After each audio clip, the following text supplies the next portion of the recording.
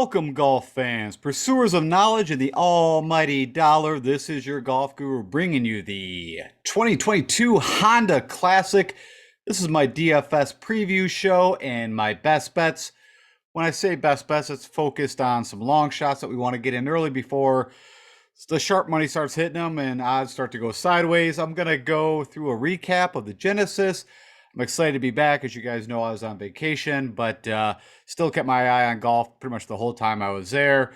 So I'll recap that. There's been a lot that has transpired. Of course, I take a week off, and a lot of things happen in golf. So we'll go over all that.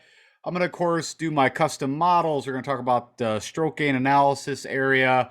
We're going to dive into the details, get you prepared, get your mind's thought for who you might want to play for the Honda Classic coming up. But the big thing is getting you the guys that, if you are going to make some bets, the guys that you might want to put some money on ASAP. All right, with that said, let's do it. Let's talk some golf. Okay, so real quick, recapping the Genesis. So a lot of things happened here, right? I mean, I picked Joaquin Niemann. He was in my picks. It was kind of probably hard. Of course, I didn't have the typical kind of presentation style. I didn't think Joaquin, of course, would go out and set a course record shooting back-to-back 63s.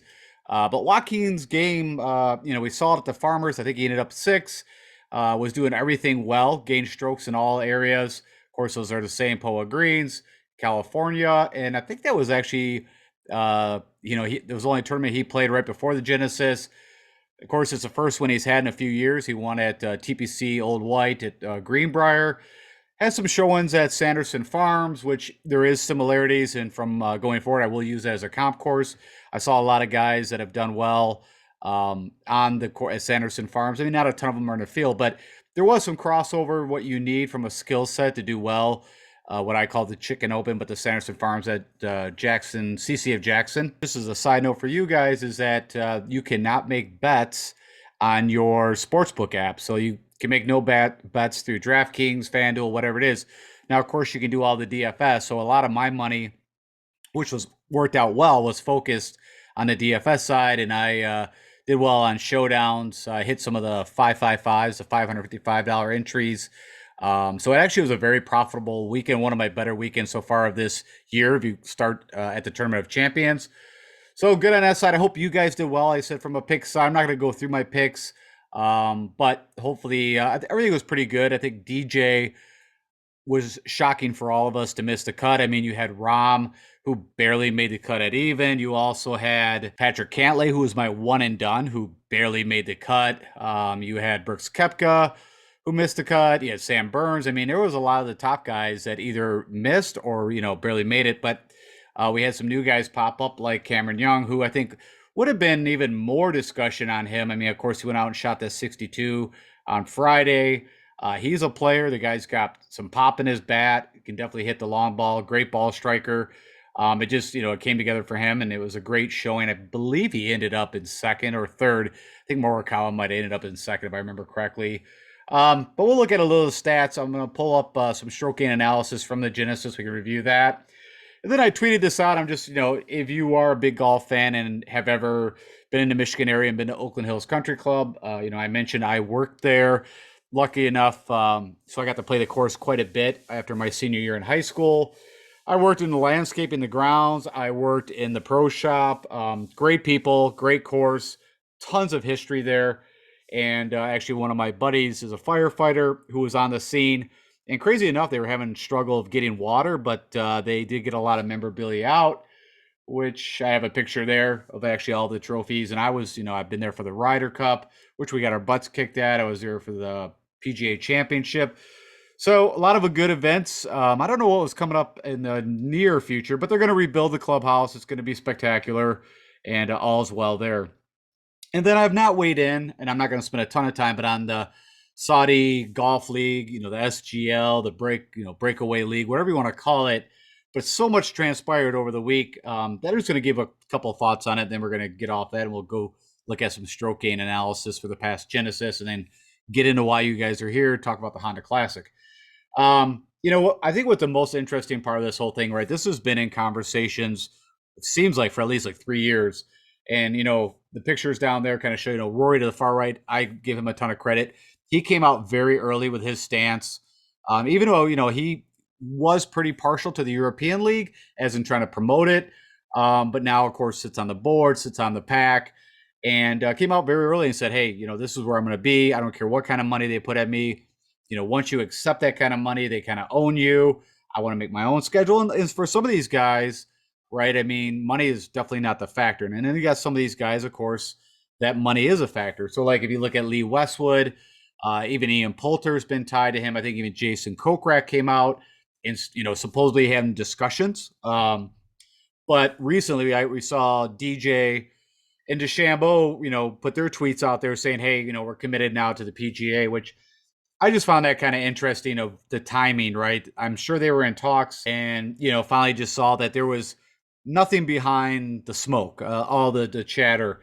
And then, of course, you had Phil coming out with his comments, and I think there's a book coming out that has quite a bit of his statements. And, you know, on the Phil note, it's going to be interesting. He could be looked at as kind of a legend, like if you know hockey, of course, terrible Ted Lindsay, shook things up in NHL and got it unionized and did a ton of things for the players.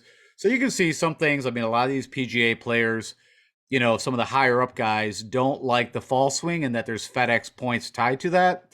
So there's leverage that they were trying to use to get that removed. Make it a time for the guys who maybe are on the border of missing, their card and have to go down the Corn Ferry. But I think some of the guys that are higher up just don't like that they have to play in some of those events. They want the few months off and not feel like they're penalized. And so for me, my perspective, that was a lot of what they were using this for. Of course, there's the media rights thing. And, I don't think that was a big thing. Also, it has already grown the purses, like what the players is going to be this year. The Genesis was very large, and there's supposed to be even more money coming in. So the long story short of what I see the SGL, the whole hullabaloo, it's not going to happen. If it does happen, it's going to be kind of that interim league that, the young guys and the big names are not going to be there. It's going to be the guys that are kind of before the Champions Tour and feel like they can't really win or compete on the PGA Tour. Now, of course, Phil won the PGA Championship, 8 months ago, not that long ago. But you've got a lot of these guys that I think, are at the very end. They want to get what else they can get out of their career. And so that's my thoughts on it. You guys definitely respond. I'd be curious to hear what your guys' thoughts are. I just thought, what really kind of piqued my interest more of all of this was that it took so long for a DJ or Brooks Koepka to finally come out and talk about where they stood. Of course, we heard Morikawa in his his presser for the Genesis also stated that he was curious, had the conversations, but there was no details, no plan. It was, I think they tried to get Tiger from the word go, and once they didn't get him, they were already behind the eight ball. And so who do you go next? They went and tried to get Phil, and of course Greg Norman's there, and then tried to probably talk to the guys and try to get some of the top guys sign. And there's still rumors out there that maybe there is some that sign or going to sign. But I'm not worried. I think the PGA is in a great spot. And hopefully what it does too, from a fan perspective, is gives us some more unique events like the Dell Match Play. Me personally, I really like that event. I don't want that all the time, but could they have two events like the Zurich? You got that team kind of match play, just something different than just the typical 72 hole, every weekend, event, stroke play event. So we'll see how that all bakes out. Let's go look real quick at some stroke gain analysis on the Genesis. I'll spend a few minutes there, and then let's get into the Honda Classic. Okay, so I jumped over to Fantasy National and pulled up just stroke gain. Usually I have the kind of in-tournament stats, but because I didn't have that up, I kind of missed on that. It's hard to get back to that. So what we got here is still all the stroke gain analysis, and what this is how the guys did compared to each other from stroke gain all the way total. What you got here, you've got tee to green. That's almost, I think, more of the ball striking. You got off the tee, approach, around the green, putting. And the things that we were focused on, right, was approach, ball striking, and putting, and, around the green, kind of showed up where the top, I don't know, few guys that ended up top five didn't have to have that. But really approach in the putter, you could see is what kind of won the day. And we can just click through this real quick. Let's see off the tee who did the best. Sebastian Munoz. So I mentioned about that crossover from the Sanderson Farms, right? Munoz is a past winner there. A couple of years now. I think it was either 2019. He won the Sanderson Farms. But typically, as Munoz goes, is the putter, if he's hot, which he can be very hot, and I told you guys I always bet him. Typically, he's a first round leader. He had a couple of good days, if I remember correctly. He used him a little bit in Showdown. But he led you, funny enough, off the tee. Next was Cameron Young, and then John Rahm, who the putters just went south. So if you're trying to figure out why Rahm struggled until Sunday, I think he shot 5 under on Sunday, which was kind of meaningless. But if you had him in one and done for some odd reason, you were happy to see him climb up the leaderboard to a 21st. Where I had Patrick Cantlay, he climbed up on Saturday, and then I think he shot like even. And we'll look at Patrick Cantlay because I'm a little interested where he finished up from a stroke game perspective. From the approach side, of course, Joaquin Niemann, it was just ridiculous. Like his first, I think Thursday, he had like 56 feet of putts total because of how close he hit. And also, it was, I don't know if it was a record. I think where Niemann ended up was, I think it was a 21 under, somewhere around there. He was close to breaking the record at that course. But so rare that happens there. But what's been going on is there's been no wind for these guys since, even in Hawaii. It's amazing at Pebble Beach. Like the weather has been spectacular if you're a player and you want to score, which of course you do. So that's why we've been seeing the kind of scores and record breaking, because very rare that you're ever going to see that kind of scoring ever. A 63 sets a back-to-back record at Riviera, and I think it set the 36-hole record period. I could be wrong. It might have been Justin Thomas, but neither here or there. All I'm stating is it was just phenomenal to see the round he put together. It was, I was honestly kind of thinking come the weekend he would fall back a bit, but when he got there on Sunday where he was at, it was going to be very difficult for anybody to catch him, as you saw. Morikawa made a little run, but that was about it. Around the green, you had Ches Reavie, who shot that crazy, I think 6 under, 5 under. I think he was the first guy off the backside, who made a surge at the board, got to 10th, and he had some history there. So it shows you again that you don't have to be, known as like the best ball striker, but if you gain that kind of strokes around the green, you're going to do some things. And then the putter, Matt McNeely, of course, you're on Poa Greens. I believe he was one of my picks, along with Adam Scott. I don't think I picked Morikawa. I'm just looking through the list if I remember. Victor Hovland, I was back on him. I think Kokrak was a pick of mine. Again, I apologize. It's been a while, and of course, I was on vacation. But anyways, let me look up Cantlay. I just want to see kind of what happened. We're going to look up some of the bigger names and see where they kind of falter, just so we know. So funny enough, approach, he has been cooling off with the irons. Because when I was looking at him for Showdown, I think I did use him on the day that he did very well on the Saturday. But his irons have been off. Just note to self. I think his last 3 tournaments, it's been struggling a little bit with the irons. You can also see not doing a whole lot with the putter. Let's go look at Dustin Johnson. You can see he struggled everywhere, except off the tee was fine. And that was a shocker, right? I mean, he's done very well there. I think he's, won twice, bunch of runner-ups. I mean, I was very close to using him as my one and done, but kind of glad I did not. Also take Cam Smith, who I think he had a good Thursday, if I remember correctly, but kind of, just couldn't hit a fairway. You could see that, lost almost 4 strokes, which we know that about Cam. Hence, the Tournament of Champions. I'm sorry. Yeah, Tournament of Champions, Century Tournament of Champions. Makes total sense why he won there. Wide open, man. Just bomb it away. No worries at all. But did good on approach around the green. But the putter, that's a little bit of a shocker. He did not gain with the putter. If he would have gained, his typical 3 or 4 strokes with the putter, would have been a different situation. More Sam Burns I'm interested in. So, of course, he started out the year, won the Sanderson Farms. At least won in the fall swing. But, again, a bit of crossover, right? Burns had a good showing here the previous year. But his game has been off. He's going to be interesting. He's not here at the Honda, but it's going to be interesting what his odds look like for some of the, the Valspar. Will he be past champion? You've got the players, some of the areas on Bermuda could be a very interesting play or a bet. But you can see he lost all over the board. Really, the driver was the big issue, but the putter didn't help him either. And last but not least, let's just look at Koepka real quick. Yeah, nothing solid. I mean, around the green, the putter again, a little south. He was struggling at the waste management at that 125 yards in.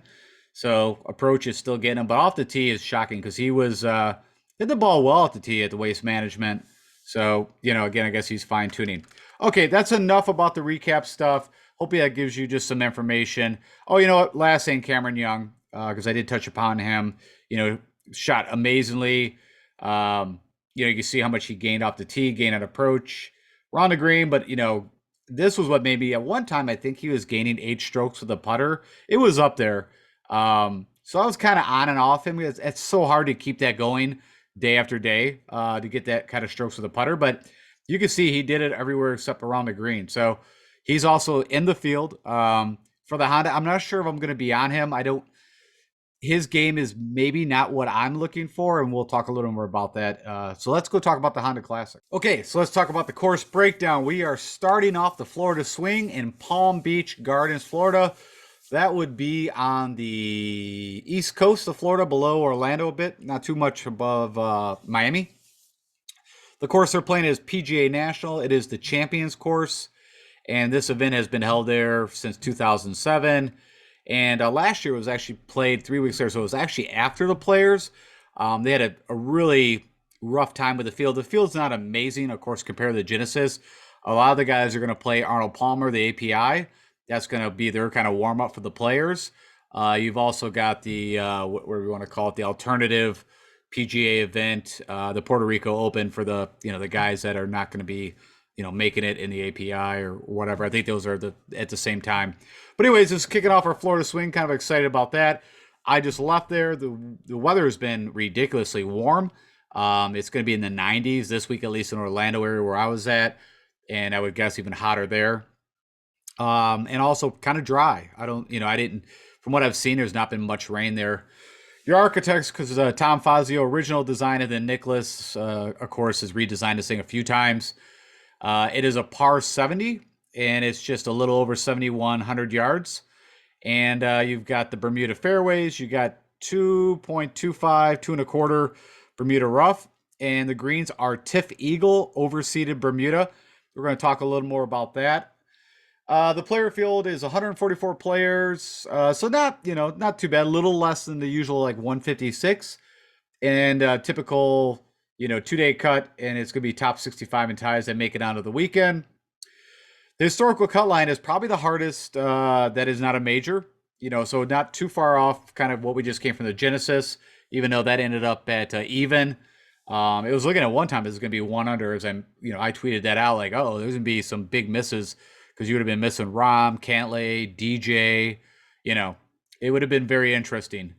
But anyways, historical cut line is +2 to +6 over the last few years. Some of your past winners and scores, of course, you had Matt Jones that came out. He was wire-to-wire winner.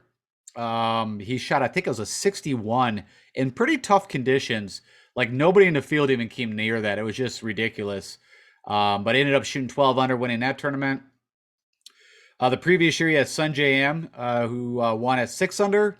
And then he had Keith Mitchell the previous year. I believe it was Killer Keith's first victory. I think it maybe only victory, and he shot 9 under. Your average green size here is 7,000 square feet, which is a little larger than average. Again, I always say average is 5,500. That's what I see. You've got a lot of sand. It's actually exactly the same amount of sand bunkers that they just left at the Riviera, which is 67. The big deal here, of course, is water hazards. You've got water all over this course. There's 15 holes that water does come into play. It's a big factor. We'll talk more about that. And you've got fast, very slopey, undulated greens.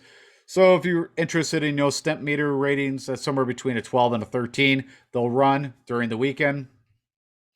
And I already kind of mentioned, of course, defense. You've got that deadly mix of water and wind that happened at this course. Of course, it's a coastal course. It's not dead on the ocean, but right there. So I looked at the weather, just curious for myself. Of course, it's Monday, but there is going to be a bit of wind at least. Looks like midweek, so that would roll into like Thursday, Friday. So, well, of course, your approach shots, your tee shots that you have to keep in play and not in the water. That's where this all comes in. So it's really more of a focus of making your pars, striking when you can, which there's not a ton of that area to strike. Of course, you also got what you're going to start hearing these names for, like the Bear Trap. You're going to hear, what is it, at Copperhead, the Snake Pit. You got a few of these. You got the Green Mile. But the Bear Trap is 15, 16, 17. And in 2020, only 16 players finished under par through that stretch. I already mentioned the crazy greens, and then the par threes are all over 175 yards. There's 4 of them. You've actually got 12 par fours. We'll go through the scorecard, but they're all over 175 yards. So that, something we're going to look at is guys that do well on long par threes. And then just some past notes. This is more just kind of a side note about PGA National. It's played as the most difficult scoring course outside of the majors in the last 5 to 7 years. There are just 4 holes with a scoring average under par on this course, and that includes, of course, the 2 par 5s. So short of it is, it's a tough track. And the good news is, from a betting perspective, we've seen some long shots win here, and we're going to talk a little more about that when I get in the betting side. Some other notes I had from last year, just so you know, again, this shows you, of course, 17, 16, of course, these, tough par 3, and then you got this tough par 4 all with water. That makes the bear trap. The most balls in the water on the Florida swing. Of course, the Players is right there first, API. We had that workday at concession. The next is the Honda Classic, 86 balls in the water, which typically equals a lot of bogeys or double bogeys. And I thought this was interesting from last year. Since 2007, as I mentioned, when the Honda Classic was hosted here, there's only a few guys that have actually made it through the bear trap bogey free, and Keegan Bradley pops up number 1.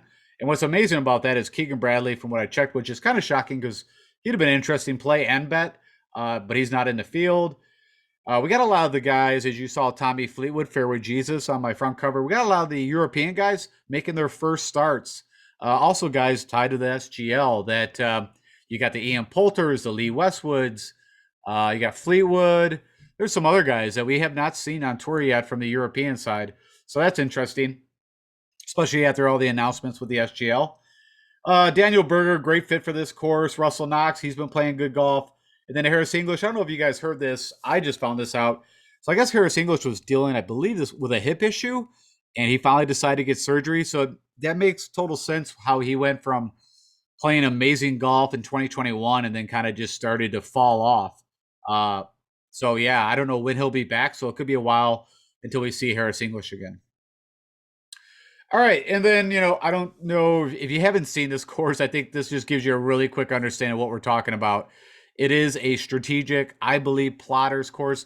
Now, there are years, the year that Mitchell won, where the bombers a little bit more showed up and the more big ball strikers. Now, ball striking is crucial here, but you can also see kind of a tendencies of you just need guys to hit the fairway off the tee. You don't need distance. You need accuracy. You need good iron players and good putters and around the green. So, more of you start to think, and we'll get into comp courses, but, like the RSMs and the RBCs, the acronym courses are the ones, of course, Valspar kind of fits the Players. But we'll get into the comp courses. But I just wanted you guys to take a look. Again, this just gives you a good example of all the water and, a little bend, but, pretty decent sized fairways because they know, the wind and the water that, they got to give you somewhere to go. But yeah, it's a great tournament. I think it's a great watch. I enjoy it, even though the field has not been as strong. Oh, even Shane Lowry is going to be here. So like I said, a lot of the Europeans are making their way over, of course, for the Players. And this is where they're going to start their tune-up. All right, from a scorecard perspective, you could say a gentle handshake. Start out with a short par 4. And then, it's kind of right into the long par 4s, which I mentioned. You can kind of see the front 9 is definitely where you're going to get your scoring. So it's something good to keep an eye on from a showdown perspective. What I mean by that is, maybe you want to get the guys early morning, less wind, if there is going to be wind. Get the guys on the front 9. I mean, you could also flip that, but right, you're just looking for the best scoring opportunities. So I wouldn't mind to go like a calm early morning start off the front. But you can flip it if you're looking big picture, right? Get the tough holes done in the calmer conditions, but then you might lose a little opportunity on, the easiest side. So something you got to kind of think about. Here, of course, is that swing, the bear trap here. You can see, some of the toughest holes. This is a 4th handicap, 8th, 5th, and then they give you that, at least a scoring, which, could come into effect to change who wins the tournament, possibly. Kind of get a little breather in the middle too with these, shorter par 4s here. But as I mentioned, there's not a ton of opportunities. From a DFS side, I like the higher scoring tournaments. I don't know. I think everybody does just to watch the birdies and watch the numbers pile up. But it's a little more going to be a little more strategy on the players you pick for this kind of tournament.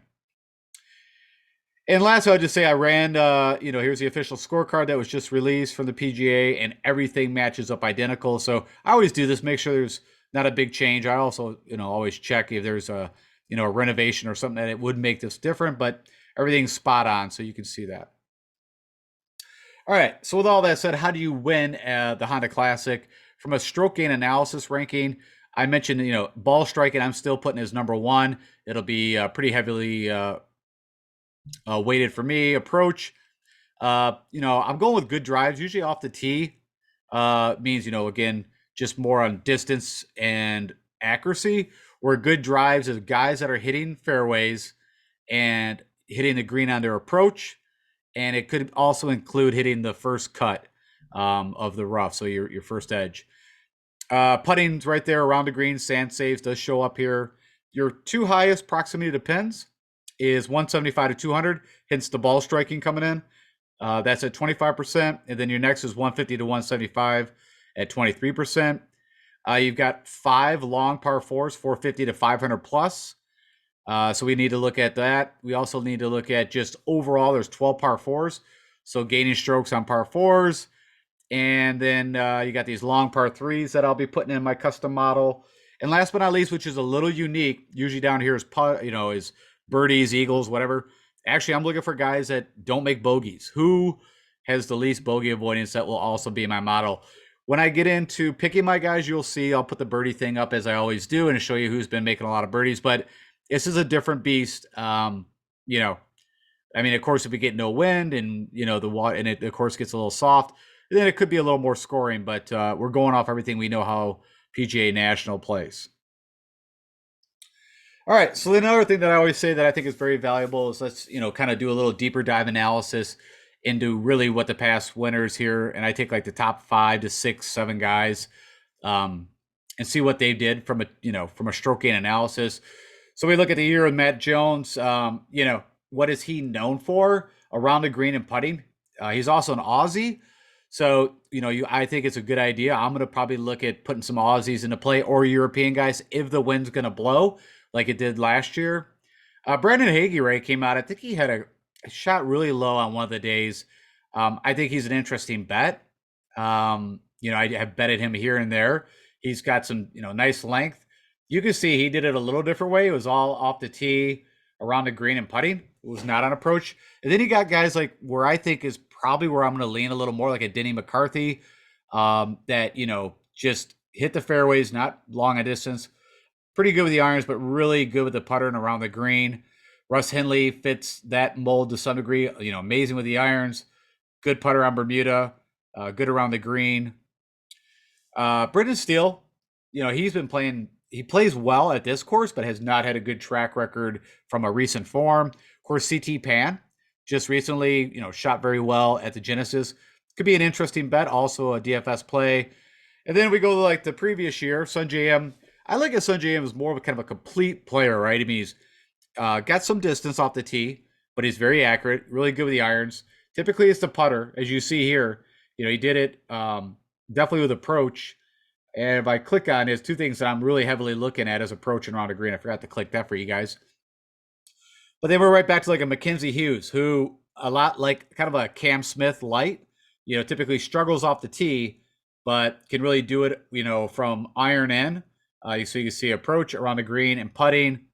Tommy Fleetwood, he's played here twice, and his almost one win on the PGA Tour came here when it was the Sungjae Im. I think he ended up, it was third, and then I think he has a third and a fourth here. Played twice that I know off the top of my head, but that's why he's also on my cover, because we always typically in the industry say if Tommy Fleetwood is going to get his victory on the PGA Tour, yes, he's never won actually on the PGA Tour. It would come at the Honda, so that's why he's on there. You can see Brendan Steele pops up again. So back-to-back top 5 finishes, but has been terrible. So you're going to have that question of, do I go with recent form versus course history? In this case, I've already bet Brendan Steele. So, I have to figure out from a DFS perspective. course, Lee Westwood, had that really good Florida swing last year, showed up here in 2020. What does he do very well? He's not long, but he can be very accurate with like that kind of butter fade. Pretty good with the irons, but it's whatever. If his putter clicks for him, away he goes. And you can see he gained 7 strokes with the putter there. Daniel Berger, whatever you get on a shorter course, Bermuda, play Daniel Berger. And then Benoit Ann, who actually just won on the Corn Ferry Tour. Side note, I didn't talk about that on the recap. And as far as I know, there was not a DP World Tour event. I think the guys were off over there, so nothing to talk about there. But Benoit Ann, yeah, trying to get back on the PGA, won on the Corn Ferry. I don't have an idea if he's actually in the field. I have not looked, but could be someone interesting. And then, as I always want to show you guys, especially if you're already thinking one and done, who am I thinking about playing? Who's getting the most strokes against the field? I guess that's where best finishes at the Honda. And funny enough, Lucas Glover, number 1, which I probably would have never thought of that. I mean, I think that, again, leans you towards ball striking, tee to green over, around the green and putting. I think Lucas is just a solid player. Already won the John Deere. I had him picked for that. There's Tommy Fleetwood. Again, now you got to take in that was, as far as I know, 2 events, 2020, 2018. You got Sun JM, who I think is could be a really good play here from a one and done. And I know I'm not talking one and done, but just if you're curious, Gary Woodland's been playing some better golf from a betting perspective. I bet Gary already. If you're interested, I already bet Brandon Hagee. There's May Jones. Ryan Palmer's at 55-1 now. Been terrible recent form, but has. When you get to a ball striker's course, and if you look at his history here, it all fits. I think he's 55-1, somebody you could think about. There's Brendan Steele again, CT Pan I mentioned. Aaron Wise, we've been looking for him, and I do believe he's in the field. Billy Horschel's in the field. Berger's in the field. So again, just some ideas from that perspective, from a one and done and from a betting side. All right, so now we get into my custom stat model. As I already mentioned, I'm weighting good drives at 10%, approach heavily at 20%, ball striking at 10%. And really those two combined kind of is ball striking. Around the green, 10%, putting at 10%. I have put in fairways gained, just added that in just to get a little more, I want to make sure I get the guys that are hitting fairways. Sand save show up. There's the par 3s that are long, the long par 4s. There's just overall par 4s, how they do. Birdies and bogey avoidance. So I did throw birdies in. I still want to see the guys. Typically, guys that are in good recent form are making birdies. And again, this is over the last 3 tournaments or 12 rounds they played, all looking at recent form, no filters added. So it's not pulling in green types or anything. It's just, what's the last 3 tournaments they played and how have they been doing against my custom stat model. Number 1 comes up, Daniel Berger, of course, who withdrew, I believe, from the Waste Management. I believe it was the back issue that, finally, he fought through at Pebble Beach, I think. Again, these tournaments just run in together. You got Alex Noren, who's been playing decent. I think Brendan Todd's a great bet. I think he's 65-1. This course just fits when I think of a course for Brendan Todd. I think it makes total sense. He's one of the best Bermuda putters in the past. So we'll see how that all works out. Keith Mitchell, been playing good golf. Louis, another perfect fit, but, we got to look a little more at Louis. I've not bet him. He's like, I think he's one of the higher odds or lowest odds. So 15-1 or something like that. And I'm kind of leaning that this tournament, for the field that we have, really kind of allows for a long shot. And that's what I'm all about from a betting perspective. Denny McCarthy already mentioned. Billy Ho, I think it's a good play from a DFS perspective. So, and there's Cameron Young, who pops up, of course, the past 12 rounds from a recent form. All right, the next thing that I'll always look at is how these guys done specifically at the course they're going to be playing. So course history, and using that same custom model over the past 12 rounds they played on this course, or, it could be 8 rounds, so maybe they only played her twice. Tommy Fleetwood on top, only played her, twice. Again, that's within the last 5 years. He could have played before that up. M. Glover, so there's your top 3 again. Jones, Wise, Steele, again, shows up. Luke Donald, been playing pretty decent golf. I've been giving him for you guys, and he's been from a cheap, he's at 6,400. But for that cheap play, if you're down there, I don't know if you're going to get there. I don't think there's enough guys that I'm super excited about, the 11, 10,000. But I think a balanced build probably going to be a little more the way I go from a DFS perspective. And then to give you guys some top 15 plays from the best ball strikers. Again, looking at the last 12 rounds. Again, no filters, just who's been the best ball strikers. You got Mitchell, Knox, Young, Neiman. We do get Joaquin Neiman. Now, it's going to be interesting coming off that win. Do, the people, jump back on him? I don't think he's going to have a hangover. I don't think it's any big deal. You can look at Scotty Scheffler. It was his first victory, of course, as I mentioned. Joaquin won back in 2019. He ended up, top 10 at the Genesis, so no problems there. Hudson Swafford, from a betting perspective, I don't know if I don't think I've got him at the end, but I put a bet on him. He is, I think, 180 to 1. He does not have a good course record here, but if you're looking for a good ball striker, you can't do, Hudson Swafford's been right there, as you see. Trying to see what Austin Smotherman, I threw a bet. He was high up there. I think he was 251. Of course, he's a Corn Ferry guy, but shown some skills, of course, like Cameron Young. And you got Hayden Buckley down here also, who Corn Ferry graduate. All right, so something I did a little unique. Usually I just do, hey, who's the best Bermuda putters? I wanted to take it a further step because we've got quite a few comp courses that we can use here.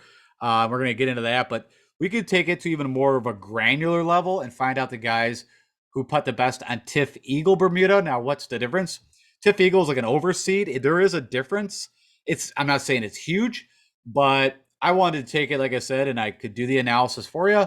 So who puts best on these exact greens at PGA National and the other courses that you see these come at the Players, RSM, RBC at Harbortown. You got TPC Southwind, which are all good comparable courses from a distance and how they play and water. And your number one's Denny McCarthy, who we'll talk about from a betting perspective. JT Poston we'll talk about. Of course, Ian Poulter's always, could be a very good putter. It's been a little bit on and off in the past, couple years, but, never, of course, from a match play perspective and the Ryder Cup. Vaughn Taylor, I think, could be an interesting bet. Of course, Billy Horschel on Bermuda is always live. There's Lee Westwood again, Brendan Todd. Mito Pereira, which, you can see it's very few rounds, but he has spiked with the putter over the last, few events he's played in. Patrick Rogers shows up way down here. So, again, if you want to get very specific and want to put like a putting team, best putters together, with short game kind of, Zach Johnson always kind of fits in that mold. I think, this is not a bad way to go to build a lineup from a DFS perspective. All right, now to get on the comparable courses, and I actually learned a little something new that I didn't know was possible within PGA or within Fantasy National. Now, when I would do comparable courses, I could get a lot of these in by putting the specs of, the yardage, the par, the green type. But I finally figured out how to actually pick these courses exactly and then run the model. So you learn something new every day. So what's in here specifically, I've already talked about these 4 courses, which all kind of fit in the parameters from a yardage, from the green type, from the par, all that.